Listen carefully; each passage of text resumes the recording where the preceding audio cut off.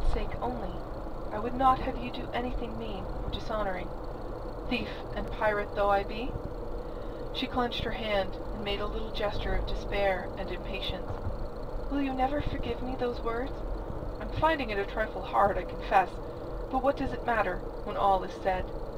Her clear hazel eyes considered him a moment wistfully, then she put out her hand again. "I am going, Captain Blood. Since you are so generous to my uncle, I shall be returning to Barbados with him. We are not like to meet again, ever. Is it impossible that we should part friends? Once I wronged you, I know, and I have said that I am sorry. Won't you say good-bye?" He seemed to rouse himself, to shake off a mantle of deliberate harshness. He took the hand she proffered. Retaining it, he spoke, his eyes somberly, wistfully considering her. "You are returning to Barbados," he said slowly. "Will Lord Julian be going with you?" "Why do you ask me that?" She confronted him quite fearlessly. "Sure now, didn't he give you my message, or did he bungle it?" "No, he didn't bungle it. He gave it me in your own words. It touched me very deeply. It made me see clearly my error and my injustice. I owe it to you that I should say this by way of amend. I judged too harshly where it was presumption to judge at all." He was still holding her hand. "And Lord Julian, then?" he asked, his eyes watching her, bright as sapphires in that copper-colored face. "Lord Julian will no doubt be going home to England. There is nothing more for him to do out here." "But didn't he ask you to go with him?" "He did. I forgive you the impertinence." A wild hope leapt to life within him. "And you? Glory be, you'll not be telling me you refused to become my lady when— Oh, you are insufferable!" She tore her hand free and backed away from him. "I should not have come.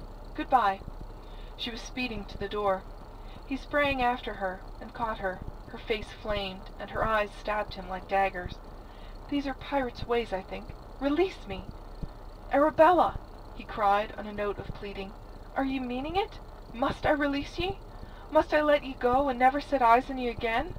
Or will ye stay and make this exile endurable until we can go home together? Oh, you're crying now.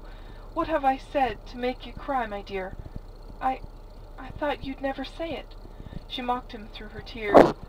"Well, now you see there was Lord Julian, a fine figure of a— There was never anybody but you, Peter." They had, of course, a deal to say thereafter, so much indeed that they sat down to say it, whilst time sped on, and Governor Blood forgot the duties of his office. He had reached home at last. His odyssey was ended. And meanwhile Colonel Bishop's fleet had come to anchor, and the colonel had landed on the Mole, a disgruntled man to be disgruntled further yet. He was accompanied ashore by Lord Julian Wade. A corporal's guard was drawn up to receive him, and in advance of this stood Major Mallard and two others who were unknown to the deputy governor, one slight and elegant, the other big and brawny. Major Mallard advanced. "Colonel Bishop, I have orders to arrest you. Your sword, sir." "By the order of the governor of Jamaica," said the elegant little man behind Major Mallard. Bishop swung to him. "The governor? You're mad!" He looked from one to the other. "I am the governor." "You were," said the little man dryly, "but we've changed that in your absence. You're broke for abandoning your post without due cause, and thereby imperiling the settlement over which you had charge. It's a serious matter, Colonel Bishop, as you may find.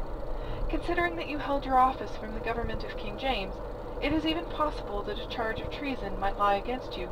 It rests with your successor entirely, whether you're hanged or not."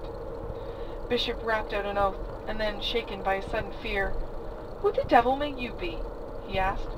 "I am Lord Willoughby, Governor-General of His Majesty's colonies in the West Indies. You were informed, I think, of my coming." The remains of the bishop's anger fell from him like a cloak. He broke into a sweat of fear. Behind him Lord Julian looked on, his handsome face suddenly white and drawn. "But, my lord—" began the colonel. "Sir, I am not concerned to hear your reasons," his lordship interrupted him harshly. "I am on the point of sailing, and I have not the time. The governor will hear you, and no doubt deal justly by you." He waved to Major Mallard, and Bishop, a crumpled, broken man, allowed himself to be led away. To Lord Julian, who went with him, since none deterred him, Bishop expressed himself, when presently he had sufficiently